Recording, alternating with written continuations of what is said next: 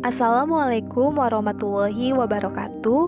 Nama saya Nabila Dwi Amalia dari kelas R7A akan menampilkan video presentasi tentang jenis-jenis karya ilmiah.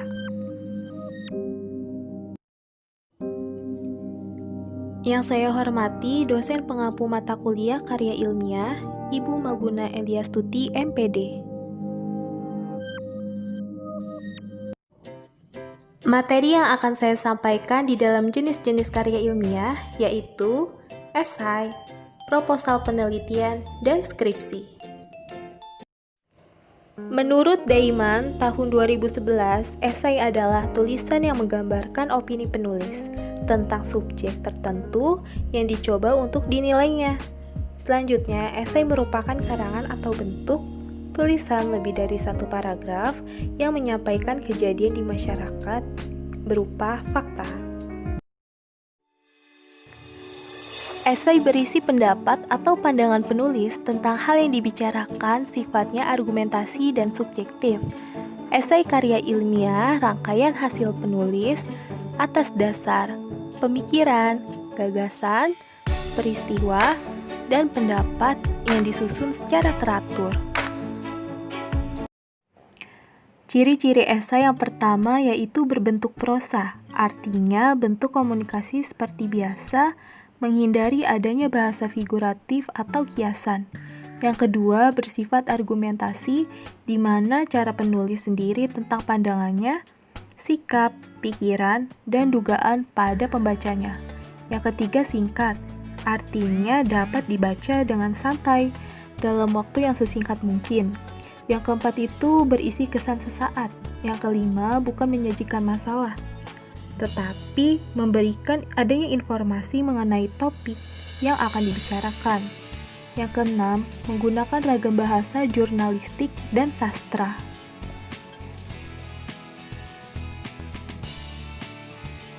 Bagian-bagian esai. Pertama, pendahuluan. Isinya menjelaskan sedikit topik atau tema yang akan dituliskan. Kedua, isi atau pembahasan.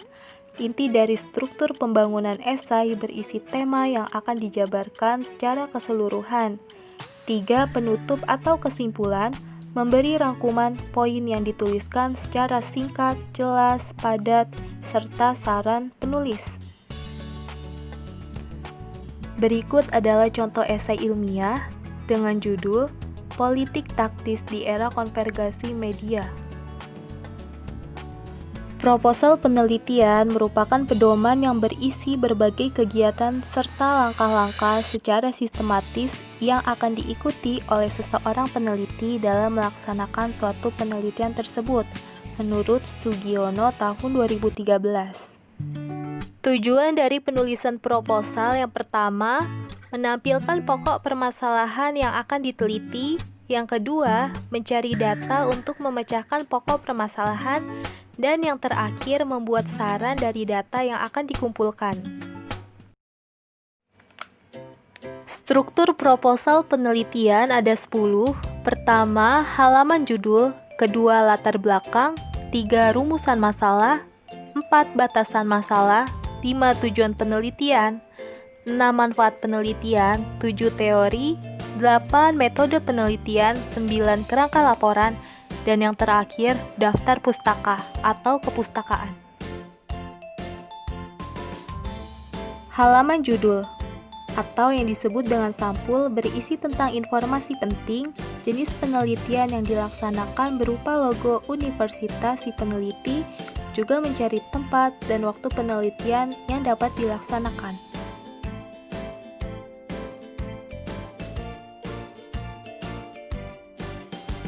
Latar belakang.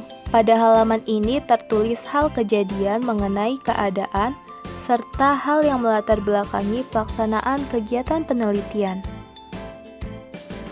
Rumusan masalah dapat diambil dari permasalahan atau tema yang akan diteliti. Mahasiswa harus mampu membuat proposal penelitian dengan penuh pertimbangan. Batasan masalah, proposal penelitian harus mempunyai dan menetapkan batasan masalah yang akan diteliti untuk menghindari adanya bertele-tele.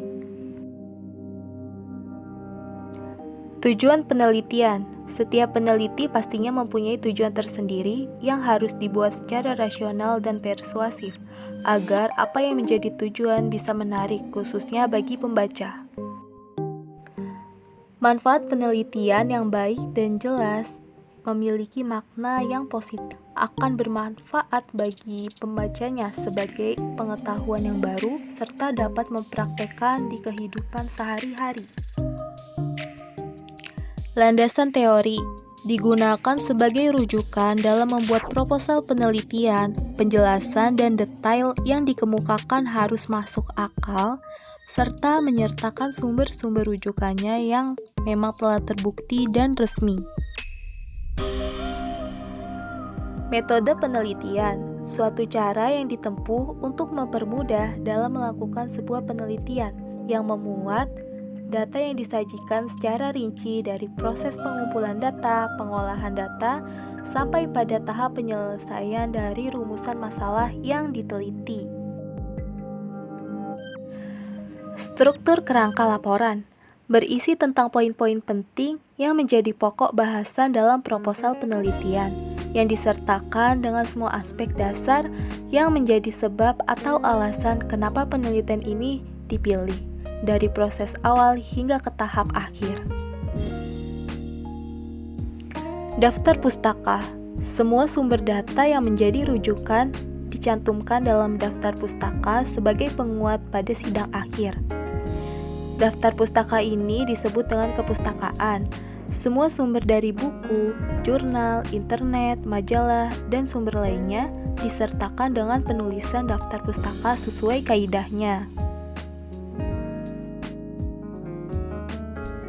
Menurut Kamus Besar Bahasa Indonesia, skripsi ialah sebagai karya ilmiah yang wajib ditulis oleh mahasiswa, bagian dari persyaratan dalam menyelesaikan pendidikan akademisnya. Skripsi merupakan istilah yang digunakan di Indonesia yang ditunjukkan pada karya ilmiah wajib yang disusun oleh mahasiswa. Digunakan sebagai persyaratan gelar akademis atau kualifikasi profesional.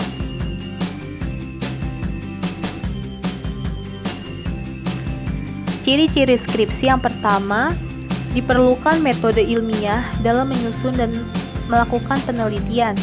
Yang kedua, hasil penelitian dikaji berdasarkan permasalahan atau fenomena yang ada. Yang ketiga, pemecahan masalah dalam skripsi sesuai dengan bidang keilmuan yang kita geluti. Yang keempat, dalam menulis skripsi, tidak semua perguruan tinggi itu sistematika penulisannya sama. Yang kelima, ditulis dengan bahasa Indonesia yang baku kecuali dalam bidang keilmuan atau keahlian tertentu. Yang keenam, hasil penelitian atau observasi di lapangan. Yang ketujuh, dibimbing oleh dosen pembimbing yang bersangkutan. Tujuan penulisan skripsi oleh mahasiswa S1, yang pertama, mahasiswa bisa berpikir secara ilmiah dan logis, menyajikan dengan sistematis data dan fenomena yang ada. Yang kedua, memadukan keterampilan dan pengetahuan penulis, menganalisis, menjelaskan permasalahan sesuai bidangnya. Misalnya bahasa Indonesia terdapat bidang yang dapat dikaji yaitu sastra, linguistik, dan pendidikan. Yang ketiga, skripsi sebagai syarat baik gelar akademik yang ada pada perguruan tinggi negeri maupun swasta. Jenis-jenis skripsi yaitu ada 4. Yang pertama kuantitatif, yang kedua kualitatif, yang ketiga PTK atau yang disebut dengan penelitian tindak kelas, dan yang keempat pengembangan R&D. Persyaratan penyusunan skripsi yang pertama, mahasiswa aktif sedang tidak cuti dan mengisi mata kuliah skripsi dalam KRS atau Kartu Rencana Studi. Yang kedua, harus sudah lulus minimal 130 SKS dengan IPK 2, lebih. Yang ketiga, telah menyelesaikan mata kuliah seminar proposal yang sudah ditandatangani oleh dosen pembimbing. Yang keempat, minimal nilai C untuk mata kuliah metode penelitian dan materi yang berkaitan dengan tugas skripsi atau tugas akhir. Lalu yang kelima, sudah menyelesaikan semua administrasi keuangan sampai semester akhir dengan adanya surat bukti. Terdapat 2 contoh judul skripsi yang di dalamnya ada unsur X dan Y.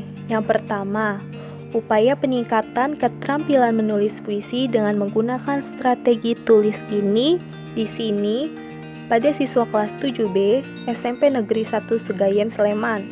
Yang kedua, peningkatan keterampilan berbicara melalui media video dokumenter riwayat Trans TV pada siswa kelas 7 SMP Negeri 2 Gondang Sragen.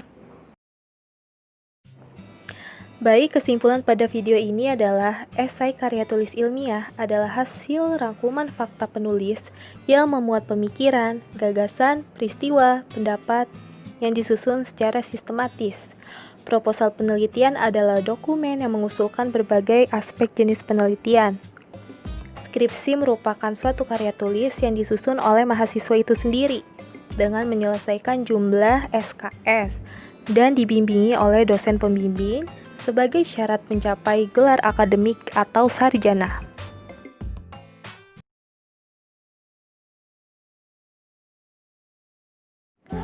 Terima kasih untuk teman-teman semua yang sudah mendengarkan materi pada video ini. Kurang lebihnya saya mohon maaf. Wassalamualaikum warahmatullahi wabarakatuh.